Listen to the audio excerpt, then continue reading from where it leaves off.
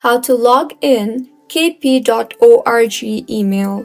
Hello everyone, I am Bishaka and welcome to our channel Create, Login and Delete.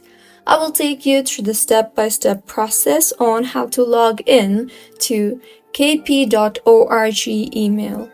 Now, let's get right into the tutorial. Firstly, go ahead and open your preferred browser and in the search bar search for webmail.kp.org.